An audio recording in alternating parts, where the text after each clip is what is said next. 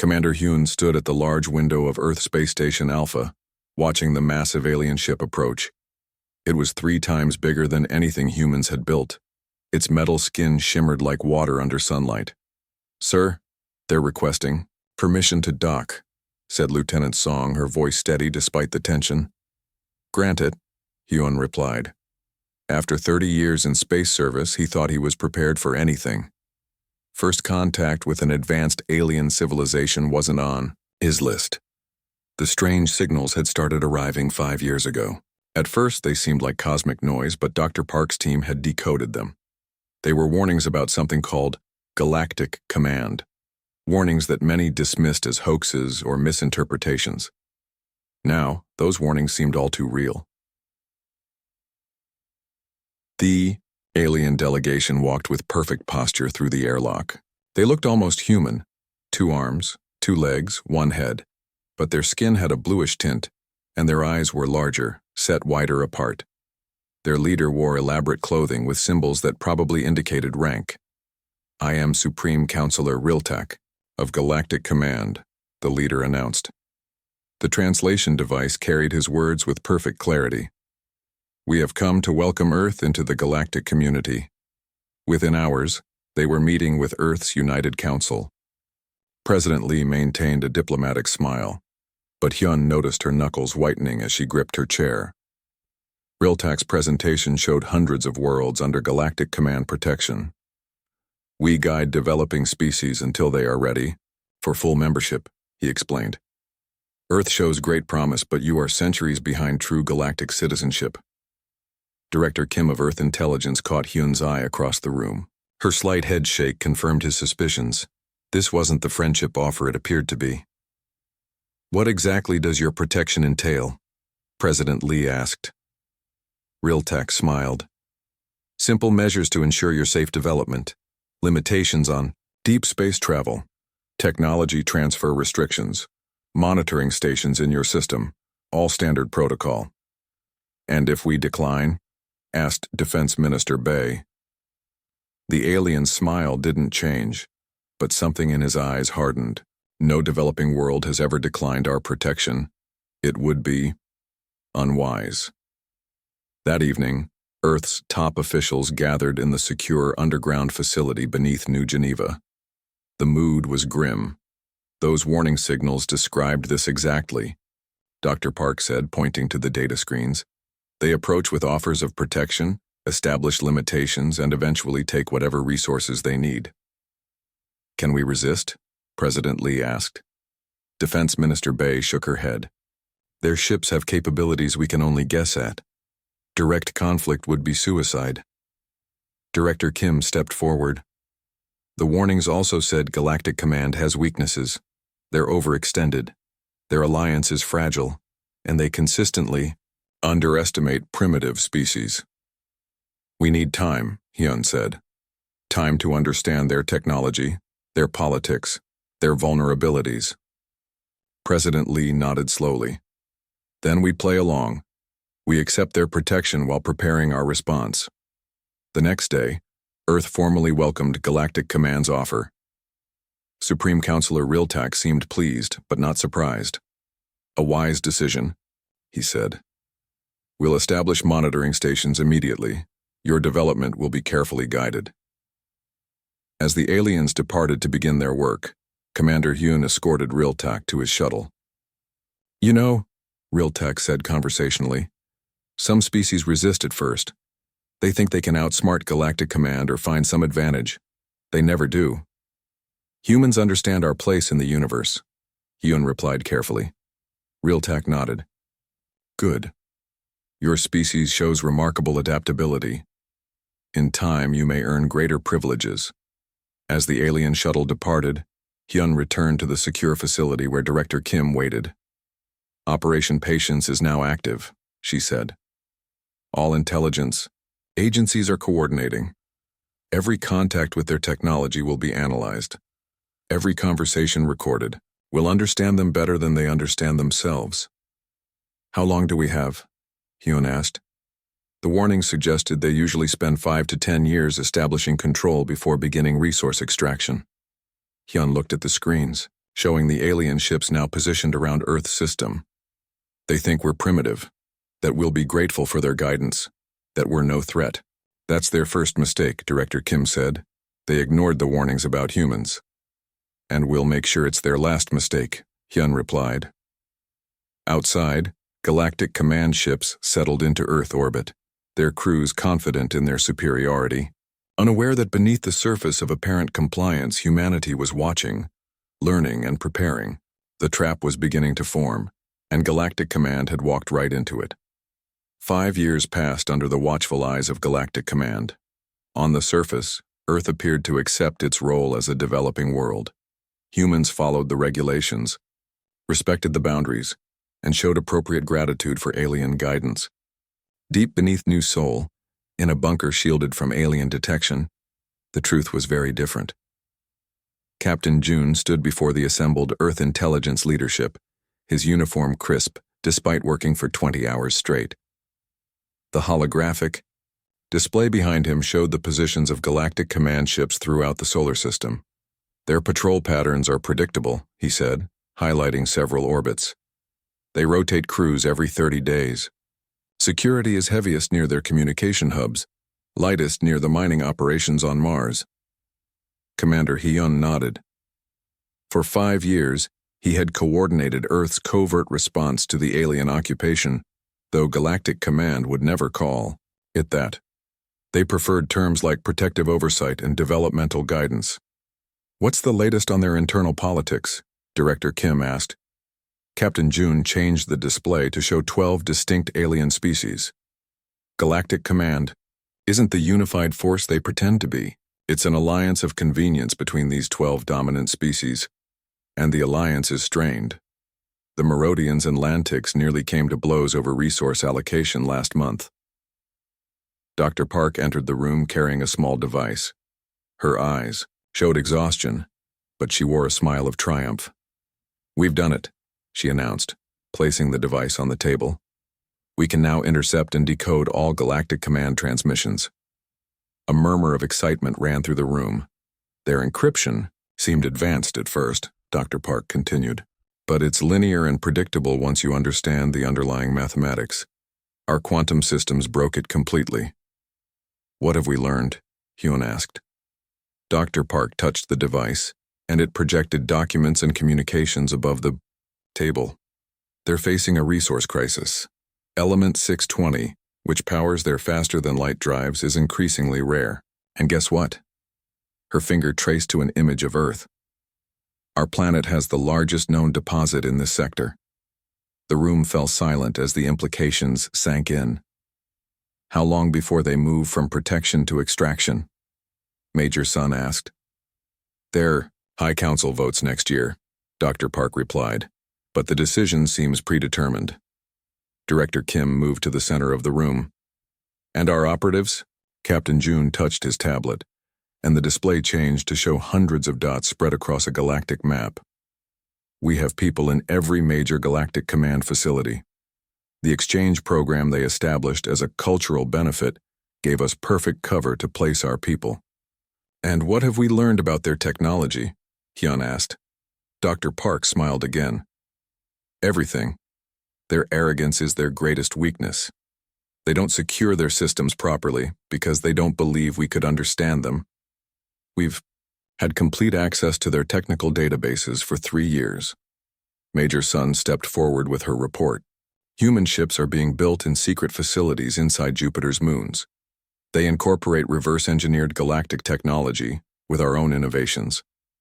We've also established contact with other races who resent Galactic Command's oversight. The Velshani and Taurians are particularly eager for change." Commander Hyun studied the reports and nodded slowly. "And Element 620? What's our status?" "We've located Earth's main deposit," Dr. Park said. "It's deep in the Pacific Ocean Trench. We've developed extraction methods that don't trigger their sensors." Director Kim looked around the room. 5 years ago, they arrived thinking we were primitive. They ignored warnings about human resourcefulness. They've placed their monitoring stations exactly where we wanted them, focused on our official space program while missing everything happening under their noses. The display changed to show a timeline. Captain June pointed to a date. Galactic Command will hold their annual review of Earth status next month. They'll send inspectors to verify our progress under their guidance. And what will they find? Hyun asked. Exactly what they expect, Director Kim replied. A compliant, grateful, developing world making modest technological gains under their wise supervision. On the surface of the planet, humans went about their daily lives. Alien monitoring stations recorded normal activities, schools teaching, approved curriculum, factories producing permitted goods, scientists working within regulated parameters. What the stations didn't detect were the quantum encrypted communications flowing beneath the official channels, the secret shipyards, the training facilities, the carefully cultivated relationships with other subjugated species. Most importantly, they missed the growing confidence in Earth's hidden command centers. After 5 years of patient observation, humanity understood its opponent completely. They knew Galactic Command's strengths, weaknesses, blind spots, and vulnerabilities. As he looked at the readiness reports, Commander Hyun felt a calm certainty. Earth wasn't ready to move yet, but when it did, Galactic Command wouldn't know what hit them. The transport ship Dauntless drifted slowly near Jupiter's orbital monitoring station. Its captain, a young woman named Officer Han, appeared nervous on the communication screens. Galactic Command Control, this is Earth Transport Dauntless. We're experiencing navigation system failures. Requesting emergency assistance. The alien operators watched with mild concern as the human vessel moved erratically, coming dangerously close to their monitoring equipment. Earth vessel, maintain your distance, the Galactic Supervisor ordered. Your approach vector is... The communication cut off as the Dauntless collided with the station's sensor array. The damage was minimal, just enough to disable certain monitoring capabilities without destroying the station. From his office on Earth, Commander Hyun watched the incident unfold on secure channels. Officer Han was one of their best pilots. Her navigation failure had been precisely calculated. Phase 1 complete, Major Sun reported. The collision damaged exactly what we targeted. How is Galactic Command responding? Hyun asked. Exactly as predicted. They've called an emergency session of their Earth Oversight Committee. Within hours, Supreme Counselor Riltak himself arrived in Earth orbit aboard his command vessel. His face appeared on screens across the planet, his expression stern. This regrettable incident demonstrates that humans require additional guidance. Effective immediately, we are implementing Level 2 supervision protocols. The new restrictions came swiftly. All Earth vessels were confined to low orbit. Galactic Command advisors were installed in major governments. Resource extraction operations on Mars were placed under direct alien control. In the White House, Situation Room, President Lee met with Earth's hidden leadership. They've responded with exactly the level of overreach we hoped for, Director Kim said. They view the Jupiter incident as carelessness, not provocation. Defense Minister Bay studied the deployment maps. They've diverted 3 enforcement vessels to our system. Their patrol coverage elsewhere is now stretched thin. Dr. Park entered, carrying what looked like a small silver sphere. The disruption field has been successfully tested, she said. We can now disable their faster-than-light communications at will.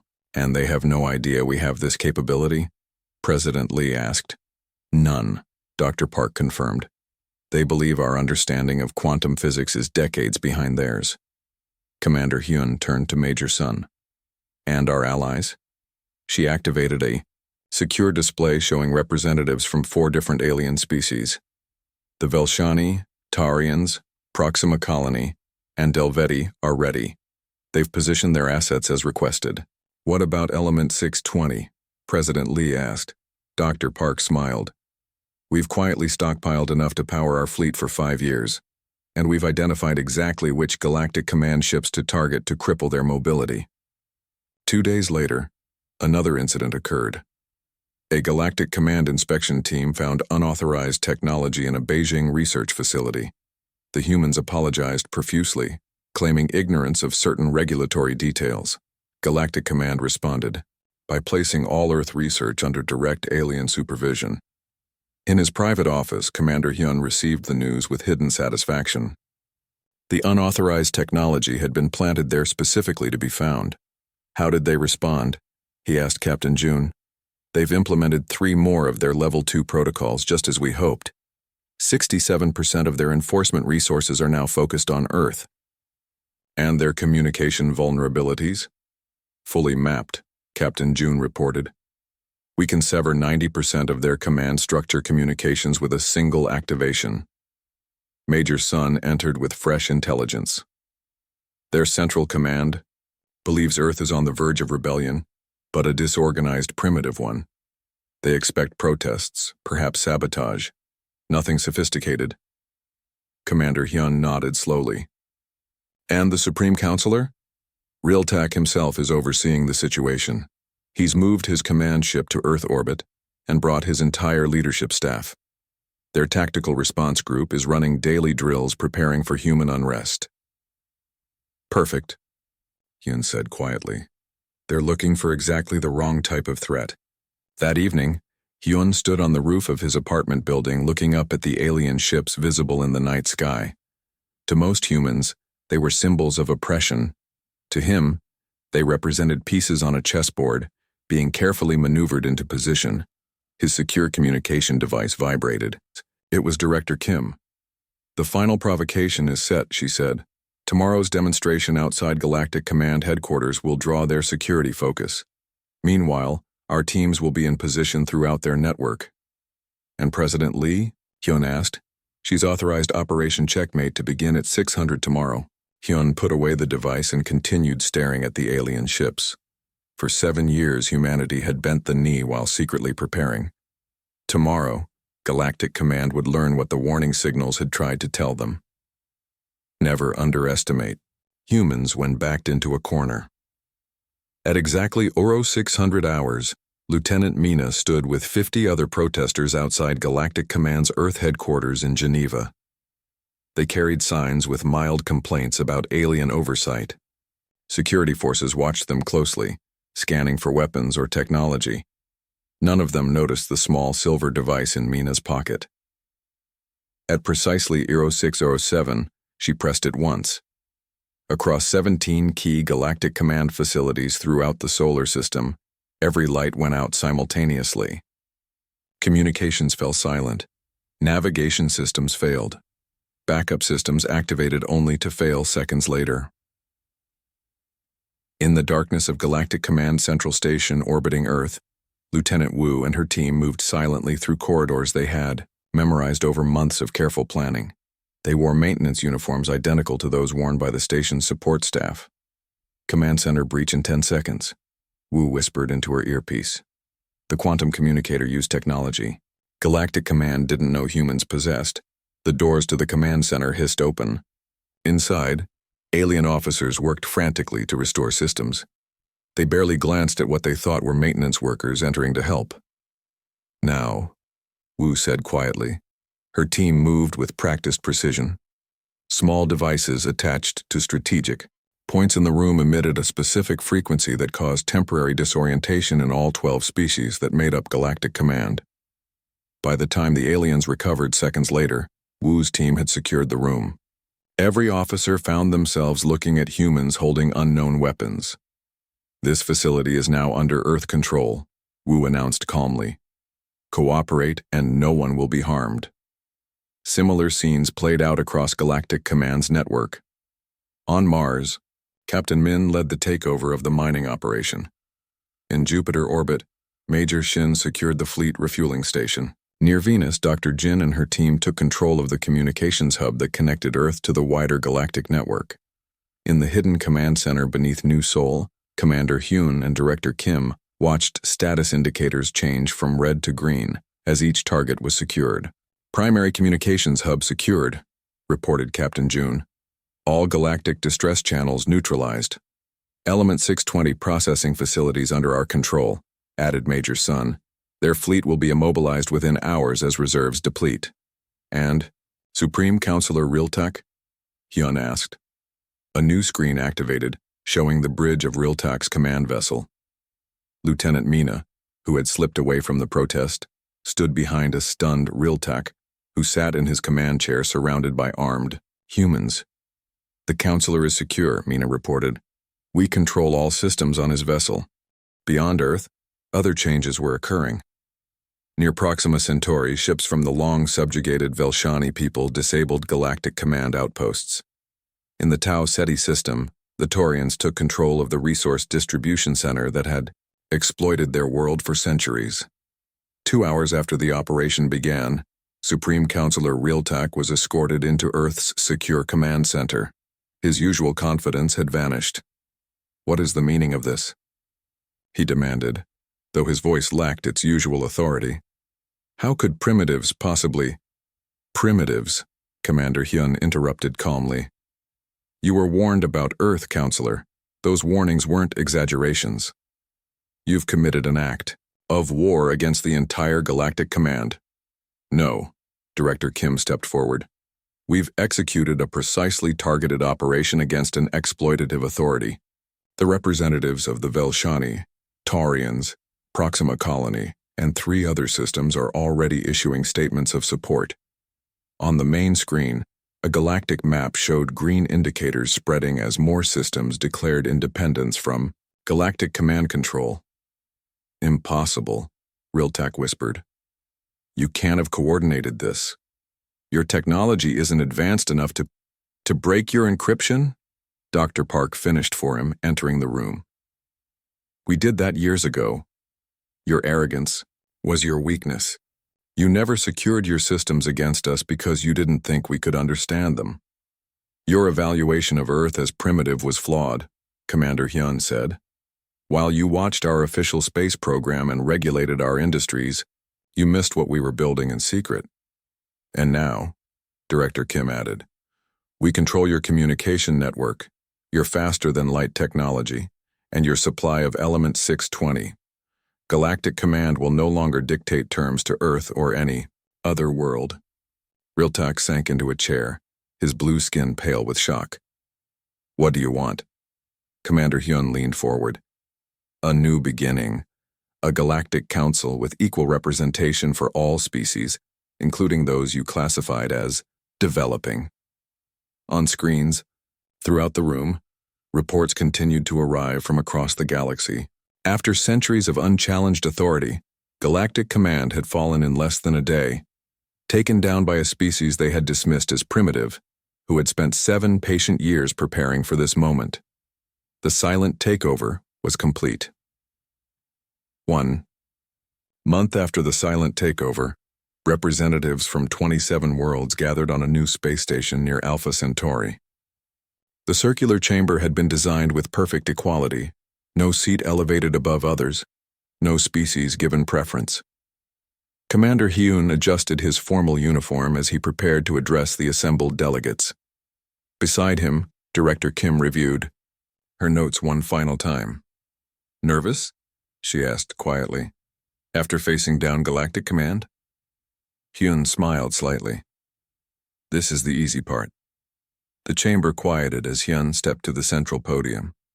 Faces of various shapes, colors, and biological designs turned toward him, some once oppressors, others formerly oppressed, all now equals.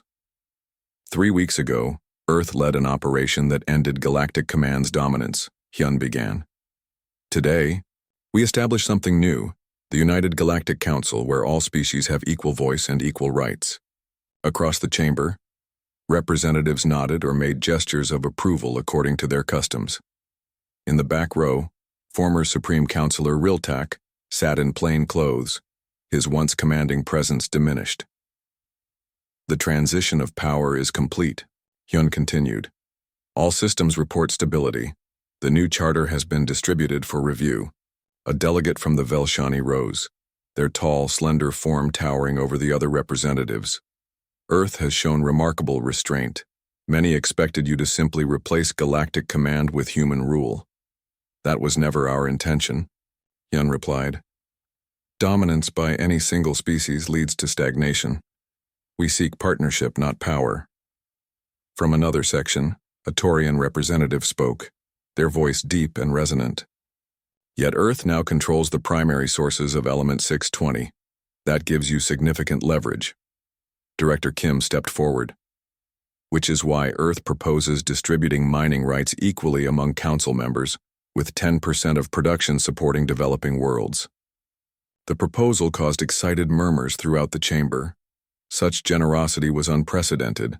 At that moment, Dr. Park entered the chamber, carrying a small data crystal. She nodded to Hyun, who acknowledged her with a slight gesture. Before we proceed further, Hyun said, there is something all delegates should understand about how this change became possible. Dr. Park connected the crystal to the chamber's display system. The image of a human appeared, older than Hyun, wearing an unfamiliar uniform. This is Admiral Hyun of the United Systems Navy, the recording began. We send this warning to prevent the subjugation that leads to the Galactic Wars. Galactic Command will arrive on Earth in approximately 30 years. They will appear benevolent. They are not. Their resources are depleted. Earth has what they need. Prepare. Be patient. Strike. Only once and decisively. The chamber fell silent. Dr. Park stopped the recording. This message reached Earth 5 years before Galactic Command arrived, Hyun explained. It came through an experimental temporal fold, sent from our own future. Former Counselor Riltak stood suddenly. Impossible. Time communication violates fundamental physics. According to your understanding of physics, Dr. Park replied calmly. Our scientists had already begun theoretical work on temporal communications before you arrived. We simply kept it secret. The future that sent this warning was dark, Director Kim added. A future where Galactic Command stripped Earth's resources, leading to wars that devastated dozens of worlds. We changed that future. So all of this, your compliance, your patience, it was planned from the beginning? Asked a representative from the Proxima colony. We chose a different path, Hyun said simply. Not conquest or revenge, but reconstruction. The message gave us time to prepare, to understand, to build alliances. Now we use that advantage to benefit everyone. The chamber erupted in discussion.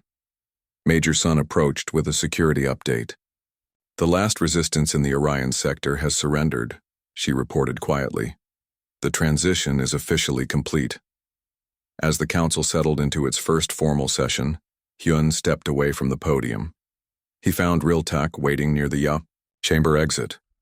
I still don't understand, the former leader said. You had us completely at your mercy. You could have taken everything. That's why Galactic Command failed, Hyun replied. You only thought in terms of taking. Earth learned long ago that giving creates stronger bonds than taking ever could. What happens to me now? Execution, imprisonment? Neither. You'll serve as an advisor to the council, helping us understand the mistakes of the past so we don't repeat them. As Riltak walked away, Director Kim joined Hyun by the large viewport overlooking the stars. The Admiral in that recording, she said quietly. Was that really you? Hyun smiled slightly. A version of me from a future that will never exist now. Beyond the viewport, ships from 24 worlds moved in careful coordination, their lights creating a dance against the darkness of space. The galaxy had changed forever, because Galactic Command had ignored the warnings about a seemingly primitive planet called Earth.